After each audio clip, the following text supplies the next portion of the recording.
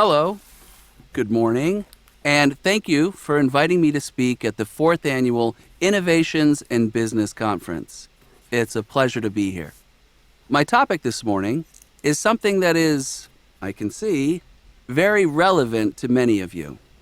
Many of you have paper cups in your hands right now. It's coffee, and a little company called Starbucks that all of you have heard of. And although the company isn't actually little anymore, it did start out that way. I'd like to talk to you today about the man who started the company, Howard Schultz, and about some of the things he's done along the way that have led to the company's great success. Perhaps these same ideas could lead to more success for your companies as well. In the early days, Schultz was like every entrepreneur. He had a strong motivation to bring the coffee culture of European countries to the United States. But, of course, he needed money to get started. So, he needed to find investors.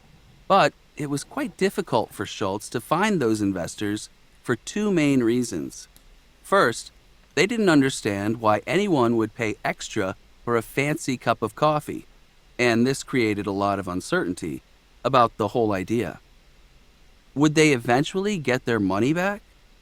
Now, of course, it seems like the world was just waiting for a good cafe latte to come along. I've certainly bought my share of fancy coffee drinks. Okay, the other reason for the uncertainty among possible investors was the fact that Schultz kept talking about using his company to do good things. That was unusual since the main focus of most businesses is making money. If you ask me, focusing only on making money is a great way to make a business fail. But I suppose a lot of people would disagree with me on that. So, what is Starbucks' model for success?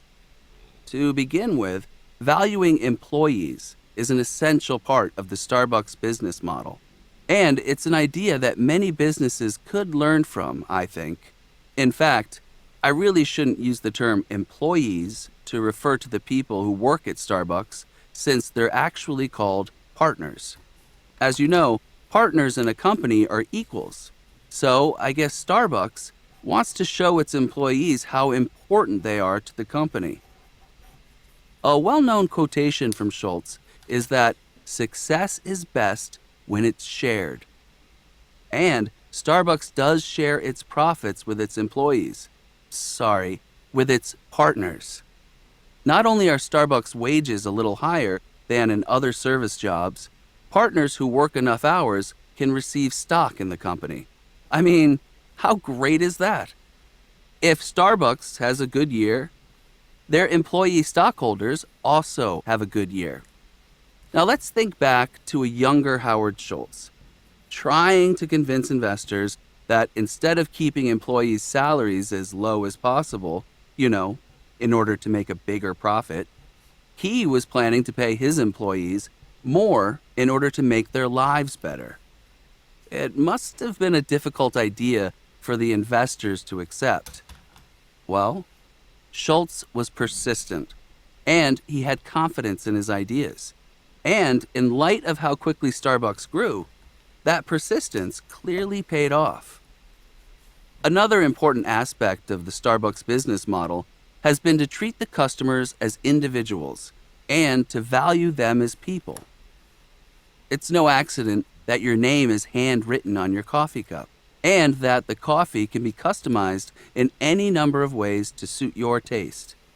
According to the company website, our mission is to inspire and nurture the human spirit, one person, one cup, and one neighborhood at a time. Okay, as long as we're trying to learn lessons from Schultz and his company, it's important to point out that Starbucks has experienced some failures along the way.